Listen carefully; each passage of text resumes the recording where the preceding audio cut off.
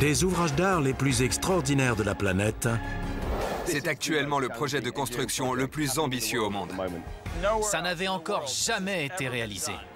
La technique employée est incroyable. On couvre la distance entre deux montagnes. Des projets comme celui-ci font reculer les limites du possible.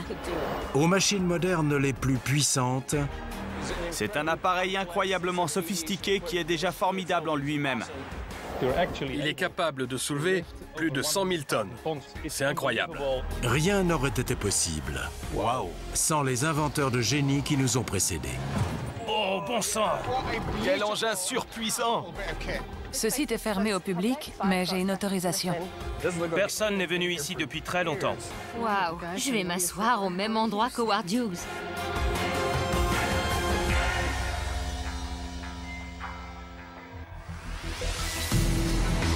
Aujourd'hui, dans Construire l'impossible, C'est un appareil incroyablement sophistiqué avec un nombre de pièces qui dépasse presque l'entendement. l'avion E-3 AWACS, un véritable radar volant.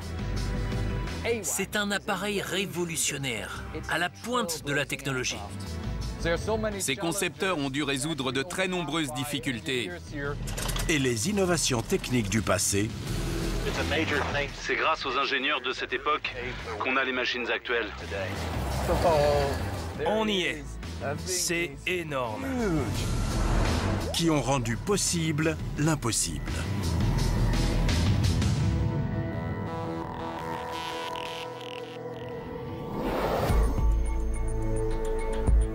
C'est à Geilenkirchen, en pleine campagne allemande, que l'on trouve l'une des principales bases aériennes de l'OTAN. Un équipage international s'y tient prêt à décoller à chaque instant. Ces techniciens spécialisés ont pour mission de repérer les intrusions d'appareils hostiles dans l'espace aérien des membres de l'OTAN. L'armée cherche en permanence à repérer les menaces potentielles à travers le monde. Sur terre, sur mer et dans les airs. L'ennemi peut venir de n'importe quelle direction et des appareils à la pointe de la technologie sont indispensables pour assurer la protection du territoire. Les avions ennemis, en particulier, sont des maîtres du camouflage. Ils peuvent se rendre invisibles en passant dans des vallées ou derrière des montagnes. Et ils volent très vite, à basse altitude, pour éviter d'être repérés. Donc l'objectif pour l'armée, c'est de détecter les menaces le plus tôt possible afin de pouvoir réagir et se défendre si nécessaire. Depuis plus d'un siècle, ingénieurs et militaires travaillent ensemble à la surveillance aérienne. Durant la Première Guerre mondiale, les Britanniques construisent des réflecteurs en béton qui concentrent les ondes sonores afin de détecter plus tôt les appareils ennemis. Mais le système ne permet de gagner que quelques minutes. Vient ensuite l'invention du radar. Vers la fin des années 30, il peut repérer un avion à près de 30 km. Enfin, s'il n'y a pas d'obstacle. Les militaires construisent donc de plus en plus de tours d'une hauteur croissante. Mais quelle que soit la surface couverte, il y a toujours des failles.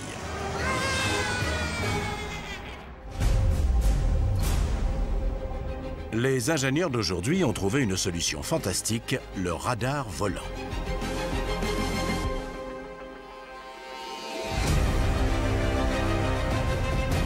Le Boeing E-3 Sentry, Sentinelle, est un avion à part.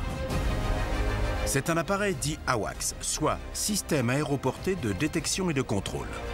Avec son dôme radar, il peut détecter toutes les menaces, quelle que soit leur vitesse ou leur technique de camouflage. C'est un engin incroyablement sophistiqué qui emporte sur son dos 4,7 tonnes d'équipements électroniques. Et à l'intérieur du fuselage, il y a encore 7,6 tonnes de matériel. Au total, l'appareil peut donc emporter plus de 12 tonnes d'équipements de surveillance. Toute cette technologie a quelque chose de magique. C'est un chef-d'œuvre d'ingénierie.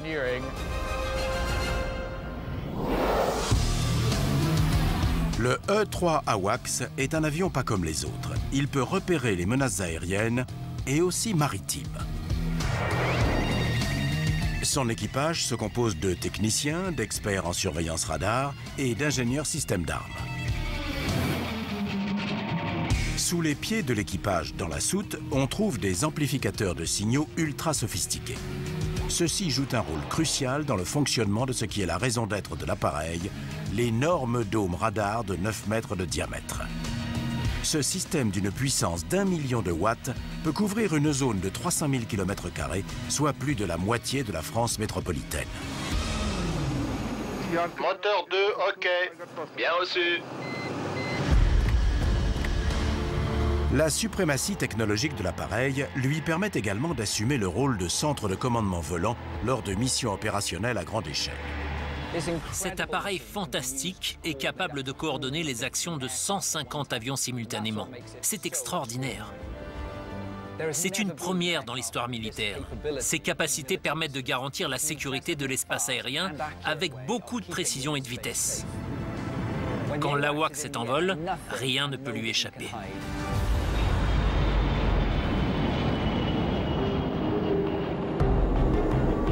Aujourd'hui, cet AWACS a décollé en urgence afin de surveiller des activités suspectes en Méditerranée.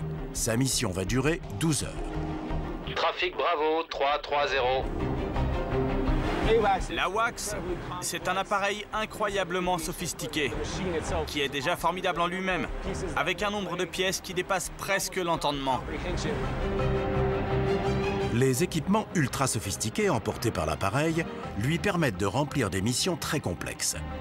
Son développement a nécessité des prouesses de technologie. Comment faire pour monter cet énorme radar sur le dos d'un avion? Comment se protéger d'une menace invisible? Et comment faire pour rester en vol le plus longtemps possible?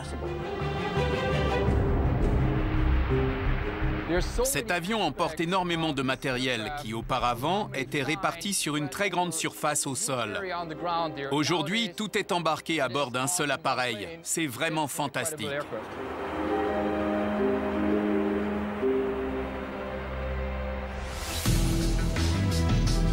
Pour construire l'impossible, les ingénieurs se sont inspirés des pionniers du passé.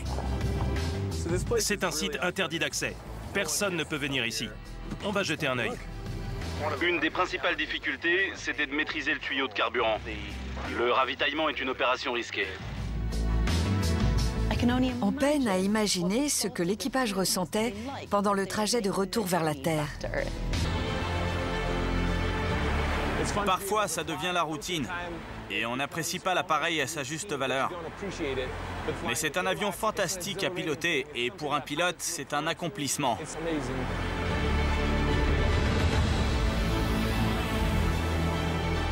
L'appareil a été entièrement conçu pour devenir les yeux dans les cieux du commandement. Il emporte un système radar d'une puissance d'1 million de watts, configuré pour la surveillance à longue portée.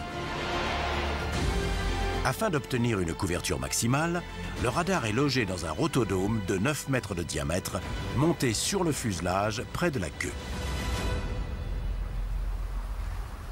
À la base, des techniciens travaillent 24 heures sur 24 à la maintenance de la flotte d'AWACS. C'est un appareil crucial pour l'Alliance. Il peut jouer un rôle de commandement aérien, donc l'état-major demande régulièrement le soutien des AWACS. C'est un appareil fantastique. Néanmoins, lorsque l'on vole à plus de 800 km/h et à 10 000 mètres d'altitude, garantir le bon fonctionnement du système radar s'avère extrêmement compliqué. Pour embarquer cet énorme système radar, le premier problème, c'est l'encombrement. Tout ce matériel très puissant qui serait normalement logé dans une tour, il faut le caser à bord d'un avion. Au sol, on a de la place pour mettre tous les générateurs et les systèmes de refroidissement. Mais là, ce n'est pas le cas. Outre le problème de l'encombrement, le rotodôme doit aussi résister au vent et aux variations de température, sans oublier les chocs au décollage et à l'atterrissage. Il faut aussi que les ondes radio puissent traverser le dôme, de façon à ce que l'on n'ait pas de structure interne qui brouille le signal.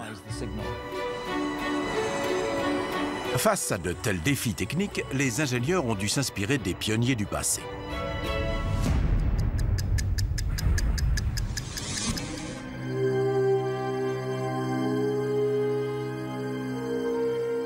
Les premiers radars à longue portée étaient fermement ancrés dans le sol. Durant la Seconde Guerre mondiale, les Britanniques ont ainsi installé un réseau d'alerte constitué d'énormes pylônes de 110 mètres de haut. Afin d'obtenir des structures à la fois solides et légères, les concepteurs du E-3 AWACS se sont inspirés du programme Apollo.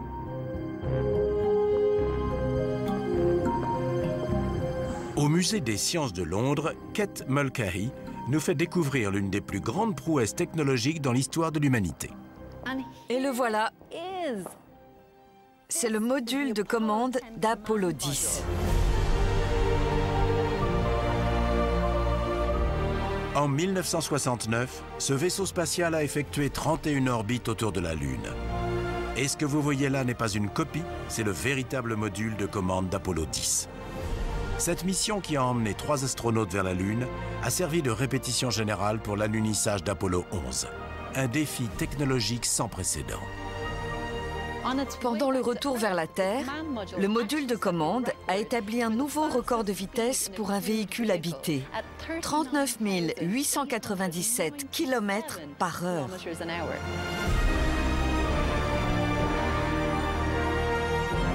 Les ingénieurs de la NASA ont dû concevoir un vaisseau capable de résister à un voyage dans l'espace de près d'1 million de kilomètres. Il fallait un module suffisamment léger pour que l'on puisse le lancer dans l'espace.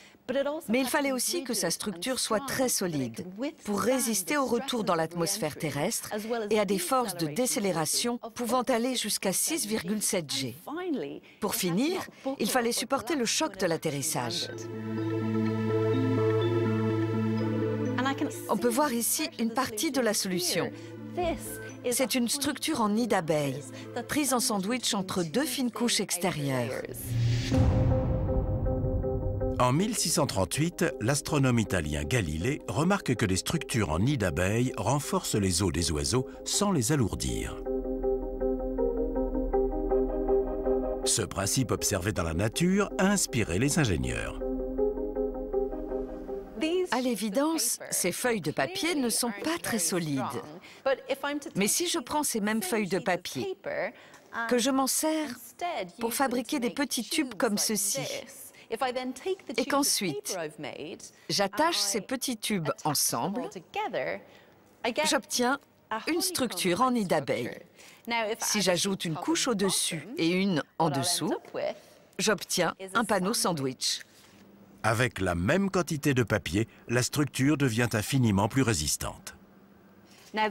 Les plaques extérieures sont là pour résister à la compression et à la tension, tandis que les nids d'abeilles vont supporter les contraintes de cisaillement. Cette structure est incroyablement solide. Non seulement elle résiste au poids d'une brique, mais en fait, elle peut faire mieux. Beaucoup mieux que ça. La structure en nid d'abeille permet à la NASA de répondre aux critères de résistance, de rigidité et de poids. La structure résiste facilement au poids de 7 briques, et probablement plus. Néanmoins, les ingénieurs de la NASA doivent encore résoudre la principale difficulté. Lors du retour dans l'atmosphère terrestre, les forces de frottement vont chauffer le module à plus de 2700 degrés, une température suffisamment élevée pour faire fondre la plupart des métaux. La structure en nid d'abeille se compose de 370 000 alvéoles, lesquels ont été remplis à la main par de la résine d'époxy. D'après les calculs des ingénieurs, la résine devait évacuer la chaleur en fondant tout en protégeant la structure interne. C'était une technologie nouvelle, donc on peine à imaginer ce que l'équipage ressentait pendant le trajet de retour vers la Terre. 3, 2, 1, Lorsque le vaisseau approche de notre atmosphère, c'est l'instant de vérité.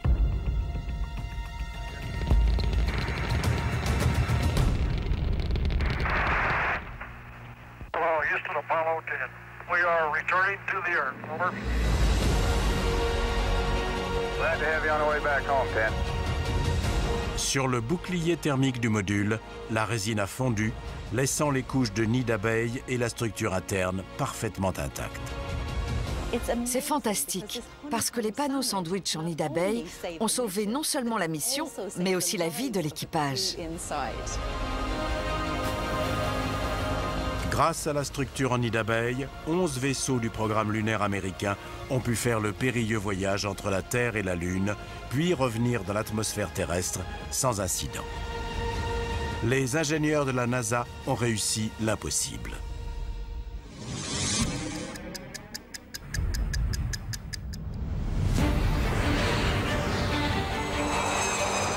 Les panneaux en nid d'abeilles comptent ainsi parmi les innovations qui ont rendu possible la construction de l'avion E-3 AWACS. Toute la structure du dôme est en effet construite en nid d'abeilles. Cela a permis de l'alléger suffisamment pour que l'on puisse le monter sur le dos de l'appareil. Le lieutenant-colonel Jens Mayer est responsable de la maintenance du dôme. J'ai des panneaux en nid d'abeilles ici. Je vais vous montrer à quoi ça ressemble. C'est très souple et très léger. La structure en nid d'abeille rend le matériau très résistant. Un soldat de 85 kg peut monter dessus et ça ne bouge pas d'un pouce. Si on met une couche de fibre de verre par-dessus, ça devient plus rigide. Donc on obtient une structure très solide, souple et légère, qui peut résister à des contraintes très élevées. Grâce à la solidité des couches qui forment le dôme, aucune entretoise interne n'est nécessaire. De plus, la forme des alvéoles permet aux signaux radio de traverser la structure sans distorsion. Sans structure en nid d'abeille, il aurait été impossible de construire le rotodôme. OK. On va jeter un œil sur l'antenne.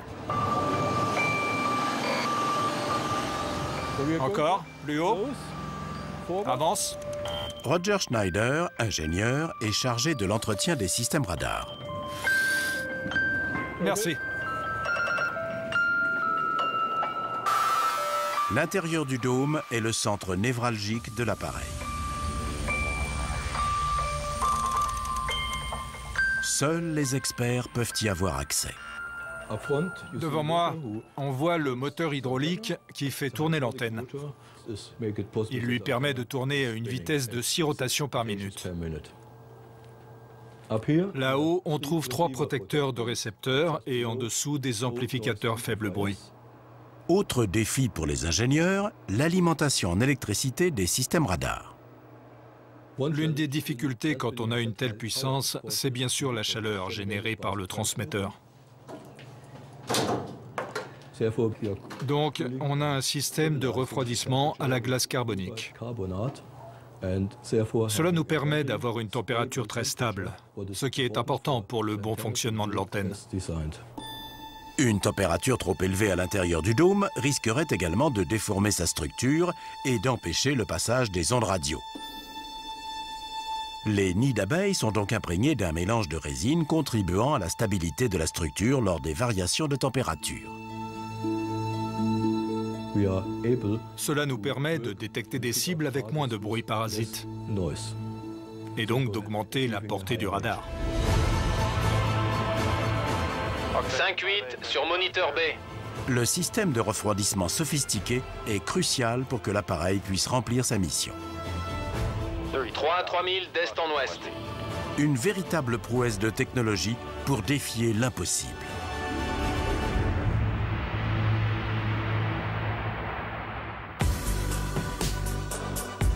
Grâce au dôme radar, avec sa structure en nid d'abeille et son système de refroidissement sophistiqué, le E-3 AWACS peut surveiller une zone de 300 000 km².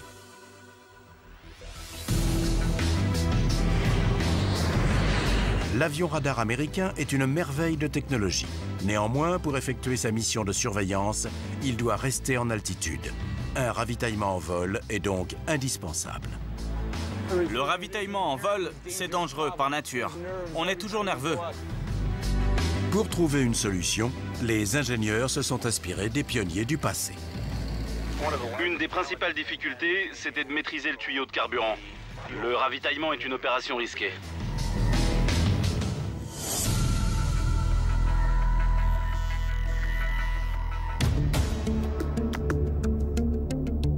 Après avoir décollé de sa base en Allemagne, l'avion E-3 AWACS de l'OTAN part en mission en Méditerranée.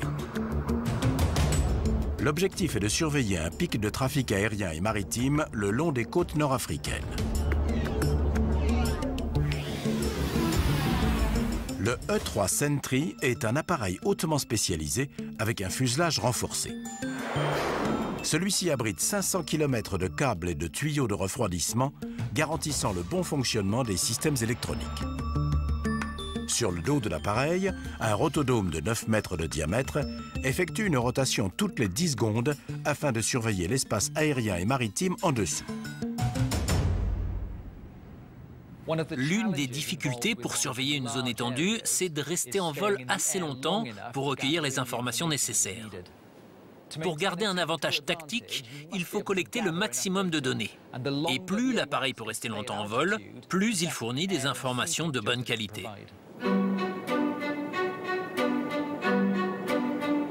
Le E-3 AWACS a une autonomie de 8 heures, mais certaines missions nécessitent de voler plus longtemps.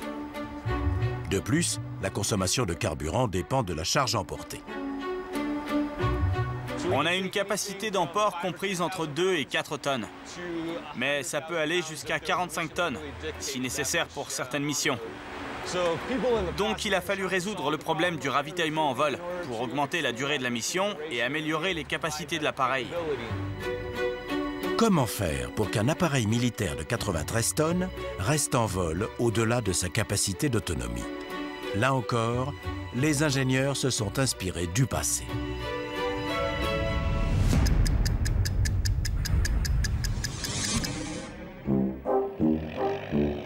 Dès l'invention de l'aéroplane, les aviateurs cherchent à rester en vol le plus longtemps possible.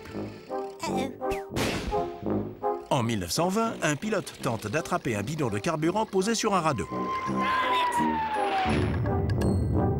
En 1921, un casse-cou essaie de porter un jerrycan d'un avion à un autre en marchant sur l'aile.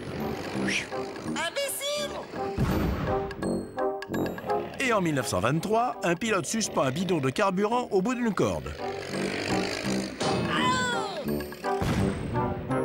Autant de techniques hasardeuses, c'est le moins qu'on puisse dire. Au Texas, dans le milieu des années 30, les frères Fred et Al Key cherchent désespérément une solution afin de battre le record du monde du vol le plus lent. Pour atteindre leur objectif, ils disposent d'un monoplan Curtiss Robin baptisé Ole Miss, la vieille demoiselle.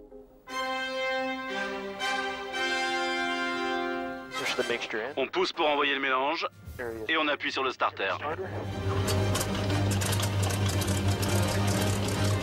Andrew Kist nous emmène en promenade à bord de l'un des derniers Curtiss Robin en état de vol. On va s'amuser.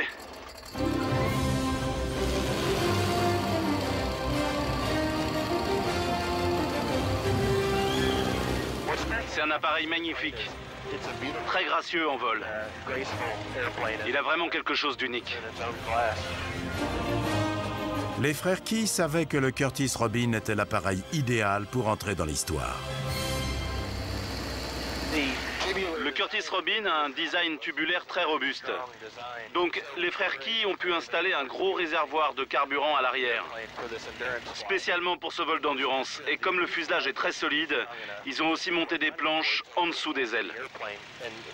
Donc le pilote et le mécanicien pouvaient sortir du cockpit en plein vol pour changer une bougie ou remettre de l'huile dans le moteur. Ils n'avaient pas besoin de se poser pour ça. Les frères Key ont l'appareil idéal. Néanmoins, il leur reste à trouver une solution pour faire le plein de carburant sans atterrir. La méthode ingénieuse qu'ils mettent au point paraît simple en théorie. Un second appareil volant au-dessus du Curtiss Robin va descendre vers lui un tuyau de carburant. Dans la pratique, cependant, la manœuvre se révèle plus compliquée que prévu. Je peux pas faire mieux que ça. Sans lest pour le stabiliser, le tuyau peut se montrer extrêmement dangereux. De retour sur la terre ferme, Andrew Kist se livre à une petite expérience pour simuler les conditions de vol. Voilà un exemple, avec une simple corde, sans rien pour la stabiliser. C'est très instable, donc vous pouvez imaginer à 130 km/h. Les premiers essais sont infructueux. Fred Key reçoit le tuyau en plein visage. Et un autre pilote trouve la mort lorsque le tuyau se prend dans son hélice. Il faut trouver une solution. Comment faire pour que le tuyau de carburant reste stable? Les frères Key ont réfléchi à l'aérodynamique. Et une des solutions qu'ils ont trouvées, c'était de mettre un panier entonnoir au bout du tuyau pour le stabiliser.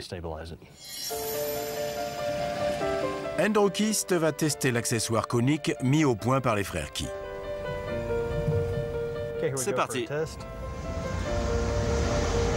Donc à 15 km/h, le panier décolle du sol. 30 km/h, le panier flotte en l'air. C'est tout bon.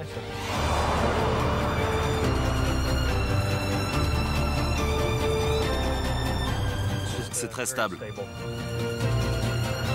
À 30 km/h, ça marche.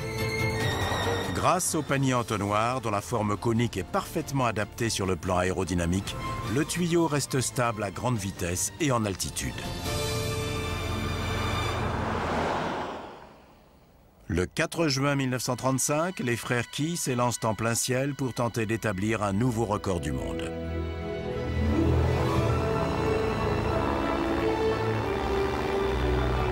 Grâce à leur technique de ravitaillement, ils transfèrent près de 23 000 litres de carburant en plein vol.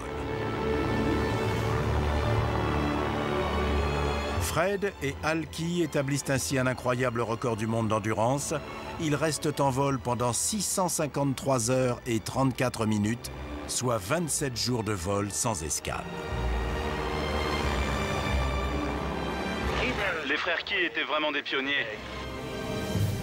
C'était des vrais pilotes d'essai. Et ils ont contribué à mettre au point le ravitaillement en vol. Les ingénieurs et les aviateurs de cette époque ont vraiment ouvert la voie pour les pilotes d'aujourd'hui.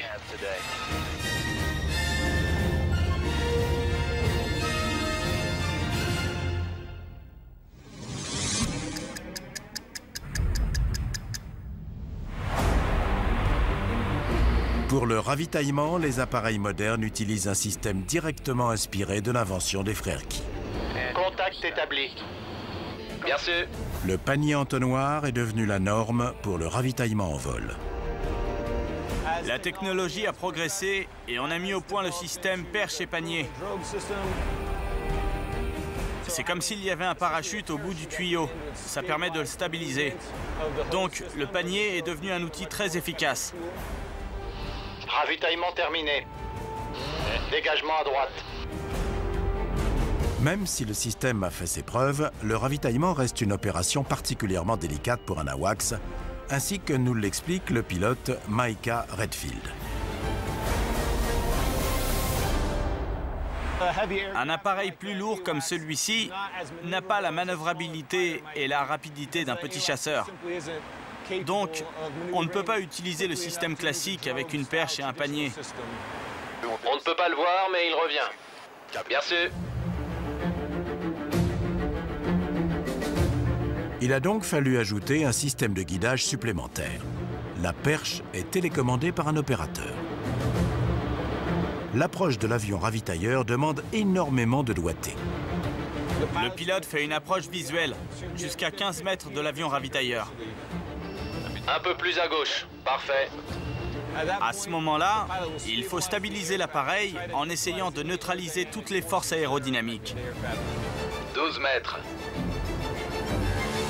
10 mètres. 5 mètres. 3 mètres. Voler à 500 km/h, à quelques mètres seulement d'un avion ravitailleur rempli de carburant, c'est une opération extrêmement périlleuse, même pour un pilote chevronné comme Micah. Ça devient vite compliqué. Et c'est très exigeant physiquement pour un pilote. Ça demande énormément de concentration et d'effort. Clearance pour contact. Plus à droite.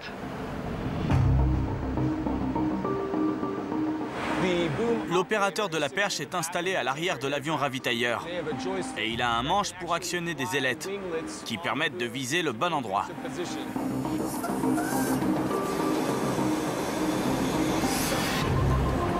Contact.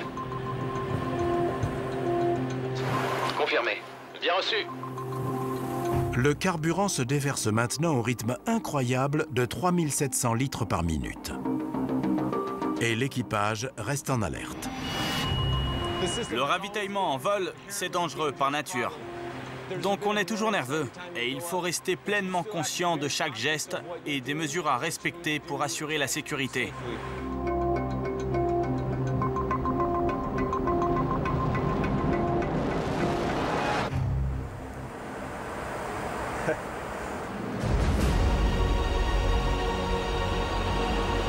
Après avoir reçu des milliers de litres de carburant en plein ciel, l'appareil est prêt à reprendre sa mission.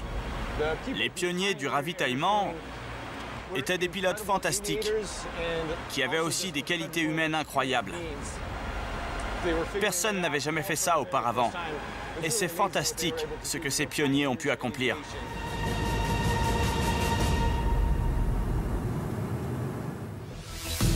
Si le E-3 AWACS peut rester en vol aussi longtemps que nécessaire, une menace invisible doit néanmoins être prise en compte. Une impulsion électromagnétique en haute altitude pourrait griller les circuits du matériel, donc il a fallu trouver une solution. Là encore, les ingénieurs ont pu s'inspirer des inventeurs du passé. C'est énorme. C'est impressionnant. L'objectif d'aujourd'hui est de surveiller un pic d'activité le long des côtes nord-africaines. La mission dure depuis 11 heures, mais cela ne pose aucune difficulté, ni à l'appareil, ni à l'équipage. L'ajout du rotodôme au fuselage a un impact aérodynamique important que les concepteurs de l'appareil ont dû prendre en compte. Heureusement, ce sont d'excellents ingénieurs, donc ils ont pu faire en sorte que l'impact aérodynamique soit minime.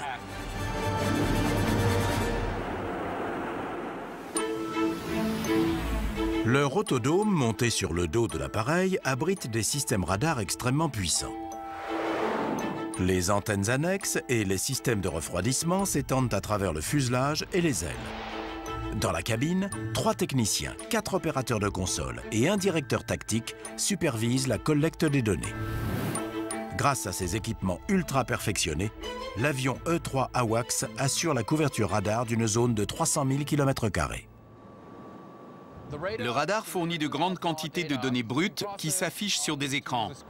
Et c'est à chaque opérateur de déterminer si tel appareil est ami ou ennemi, si c'est un chasseur ou un avion de transport. Et l'équipage peut ensuite donner une vision d'ensemble au commandement au sol. Mais la menace la plus dangereuse est invisible à l'œil nu. L'une des principales difficultés dans la conception des avions AWACS, c'est de les protéger en cas de guerre nucléaire.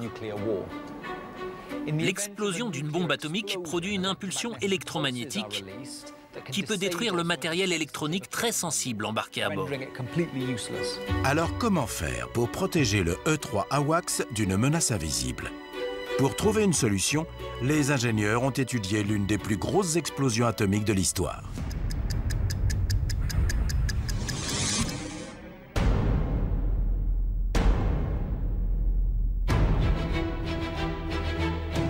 En juillet 1962, l'armée américaine procède à un essai nucléaire baptisé Starfish Prime. Starfish Prime was launched and was entirely successful. Le tir vise à faire exploser une bombe de près d'1,5 mégatonne à 400 km au-dessus du Pacifique. A tremendous amount of data was recorded during these events. L'explosion a pour effet d'accélérer brutalement des particules chargées. C'est ce que l'on appelle une impulsion électromagnétique ou IEM. Le phénomène surprend les scientifiques par sa puissance, détruisant des composants électriques à plus de 1000 km de l'explosion.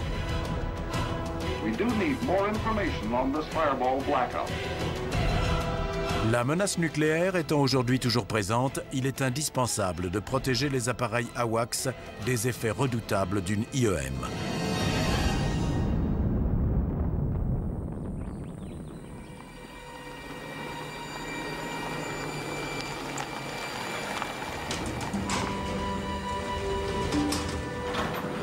Sur le panneau, c'est écrit « Entrée interdite au personnel non autorisé ». Mais j'ai une autorisation. Donc on va passer la barrière et on va voir ce qu'on trouve. L'ingénieur Dan Dickrell va nous faire visiter un site top secret de l'US Air Force. On dirait que personne n'est venu ici depuis très longtemps. Il y a des mauvaises herbes qui poussent sur la route. C'est fantastique cet endroit.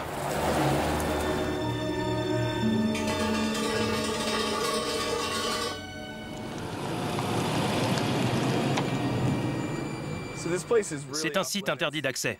Personne ne peut venir ici. J'en ai entendu parler et... Oh, on y est. C'est énorme. C'est impressionnant. Dans les années 70, Carl Baum, également ingénieur, a fait construire une structure unique au monde à Albuquerque, au Nouveau-Mexique, afin d'effectuer des tests grandeur nature sur les effets des impulsions électromagnétiques. Ok. On va jeter un œil. Bien que hors service depuis le début des années 90, le site reste interdit d'accès. Heureusement, nous avons une autorisation spéciale pour admirer ce chef-d'œuvre d'ingénierie.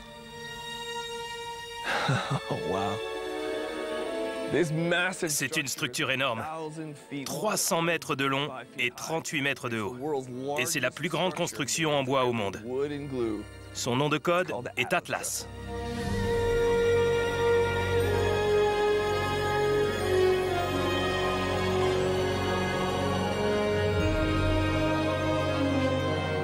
L'immense structure est faite de 15 millions de mètres cubes de bois et sa construction a coûté 60 millions de dollars.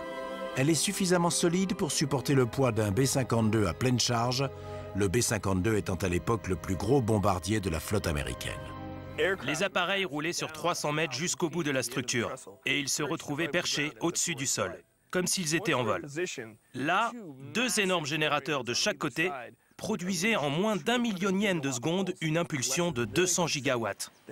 Cette impulsion se propageait le long des câbles de transmission. C'était une façon de simuler l'IEM produite par une bombe atomique. Si les ingénieurs savaient comment générer une IEM, le plus difficile était d'en simuler les effets sur un avion en vol. Les mesures d'IEM peuvent être affectées par le sol et par la structure elle-même.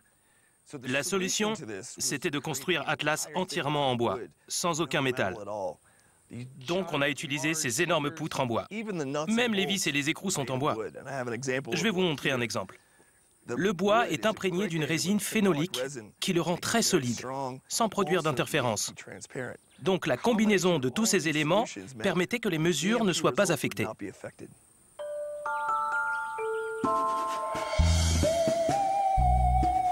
Grâce à la structure en bois qui ne produisait pas d'interférences et à des générateurs d'IEM parfaitement configurés, les ingénieurs pouvaient tester la résistance d'équipements spécifiques à bord d'appareils de l'US Air Force.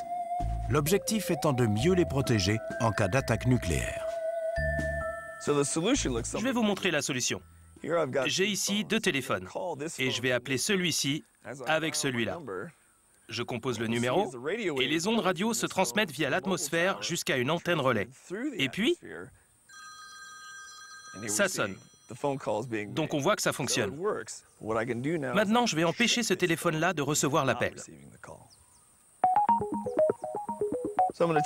Donc je l'enveloppe avec cette feuille qui contient un grillage métallique finement maillé. Voilà. Le téléphone est entièrement recouvert. Maintenant, je vais réessayer de l'appeler avec l'autre.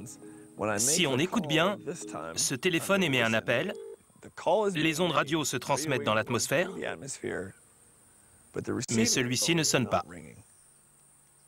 Dan Dickrell nous a fait la démonstration d'un phénomène découvert dans les années 30. On a construit une cage de Faraday. Comment ça marche ? En fait, on a des ondes électromagnétiques qui se propagent dans l'atmosphère. Dans ce cas précis, des ondes radio pour un appel téléphonique. Si ces ondes rencontrent une barrière, percée de trous très petits, plus petits que les ondes elles-mêmes, alors elles ne peuvent pas passer à travers la barrière. Les ondes sont forcées de la contourner. Donc l'onde ne peut pas passer à travers la barrière, parce que les trous sont trop petits. Et c'est le même principe qui permet de protéger les avions des effets destructeurs des IEM atmosphériques.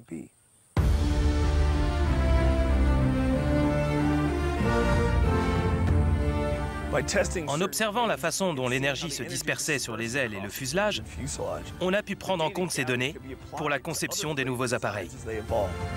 Au fil des ans, les simulations d'IEM ont influencé la conception de nombreux appareils militaires, ce qui fait d'Atlas un chef-d'œuvre de technologie top secret.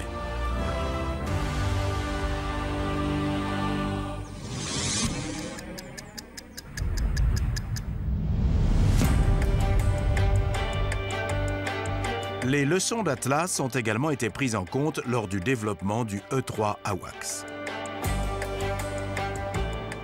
En fait, l'appareil est une grande cage de Faraday volante. Le fuselage est fait d'un métal qui dévie l'énergie de façon à protéger le matériel électronique à l'intérieur. Le E-3 AWACS est conçu pour offrir le maximum de résistance aux impulsions électromagnétiques. Sa structure peut en effet redistribuer les charges électriques. Les portes, elles, sont équipées de joints spéciaux, assurant une protection optimale face aux IEM. Et ce n'est pas tout. Tous les coffres à l'intérieur de l'appareil sont des cages de Faraday plus petites qui protègent elles aussi le matériel électronique. Les systèmes radars sont eux aussi blindés. Il y a des filtres dans les câbles des antennes radar pour les protéger en cas de pic électromagnétique. Il reste un point faible, les hublots. En effet, le verre ne peut pas stopper une impulsion électromagnétique. C'est pourquoi un fin grillage métallique recouvre les hublots. Les trous étant plus petits que la longueur d'onde des rayonnements électromagnétiques, le matériel est protégé sans que l'équipage soit privé de la lumière du jour. Virage 180 degrés à gauche. 30 mètres. Piste 2. 15 mètres. 12 mètres. 9 mètres. La mission d'aujourd'hui a permis de collecter d'énormes quantités de données, fournissant un tableau détaillé de l'activité aérienne et maritime près des côtes nord-africaines. Ces informations confidentielles ont été transmises à toutes les forces de l'OTAN. Bien reçu. Il n'est donc guère étonnant que l'avion E-3 AWACS soit considéré comme la plus importante innovation tactique depuis l'invention du radar. C'est incroyable que toutes ces difficultés aient pu être surmontées pour installer dans l'appareil des radars, des équipements électroniques, un système de navigation inertielle. Cet avion est un chef-d'œuvre de technologie et je dois dire que je suis très heureux de pouvoir contribuer à sa maintenance.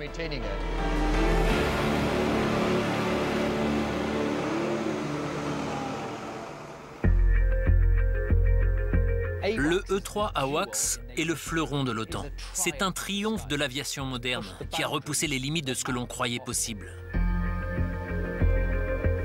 Il compte parmi les avions radars les plus puissants jamais construits. Le E-3 AWACS est même capable de rester en vol pendant une attaque nucléaire. Il peut détecter des menaces et transmettre des informations vitales à des unités terrestres, aériennes et maritimes. Le simple fait qu'un rotodome de 9 mètres de diamètre, avec un système radar d'une puissance d'1 mégawatt, puisse voler en plein ciel, c'est une prouesse d'ingénierie aéronautique. Le E-3 AWACS est un appareil hautement spécialisé avec des dimensions impressionnantes. 46 mètres de long et 44 mètres d'envergure. Cet engin sensationnel peut se ravitailler en plein vol et emporter 7,6 tonnes de matériel. Grâce à son fuselage spécialement conçu, il est même capable de résister aux effets d'une guerre nucléaire.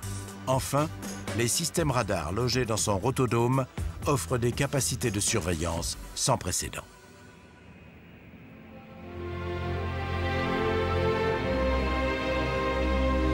Le E-3 AWACS a repoussé les limites du possible en matière d'ingénierie aéronautique. En tant qu'ingénieur, on est forcément admiratif devant cet appareil, parce que ses concepteurs ont dû résoudre de très nombreuses difficultés.